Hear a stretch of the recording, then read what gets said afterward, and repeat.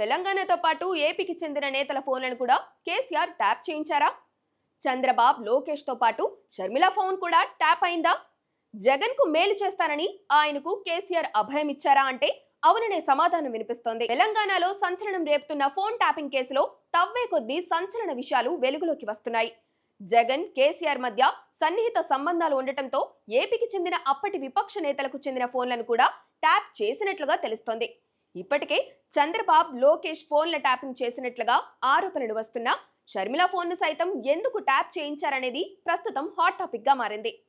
షర్మిల ఫోన్లపై నిరంతరం నిఘా పెట్టి ఎవరెవరితో ఆమె టచ్ లో ఉంటున్నారో ఎప్పటికప్పుడు సమాచారం సేకరించి జగన్ కు పంపినట్లుగా సిట్ దర్యాప్తులో తేలినట్లు ప్రచారం జరుగుతోంది. తన ఫోన్లు ట్యాప్ అవుతున్నాయని గతంలోనే షర్మిల ఆరోపించినా ఆమె వ్యాఖ్యలను అప్పట్లో అంతా లైట్ తీసుకున్నారు.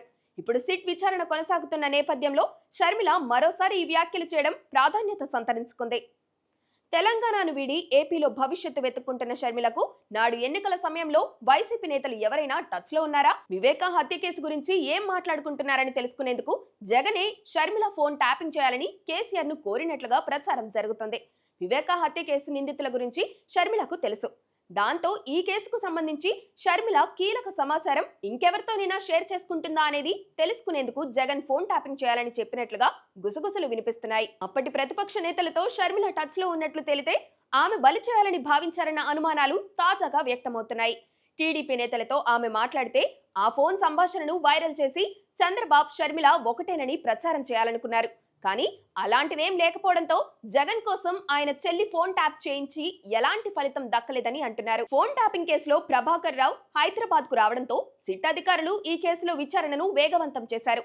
తన ఫోన్ ట్యాప్ చేశారని ఆరోపిస్తున్న షర్మిల, దీనిపై షర్మిల సిట్ అధికారులు కలిసి ఫిర్యాదు చేస్తే ఫోన్ ట్యాపింగ్ కేసులో ప్రభాకర్ రావు హైదరాబాద్ కు రావడంతో సిట్ అధికారులు ఈ కేసులో విచారణను వేగవంతం చేశారు. తన ఫోన్ ట్యాప్ చేశారని ఆరోపిస్తున్న షర్మిల, దీనిపై షర్మిల సిట్ అధికారులు కలిసి ఫిర్యాదులు చేస్తే మరిన్ని కీలక విషయాలు వెలుగులోకి వచ్చే అవకాశం ఉన్నాయి.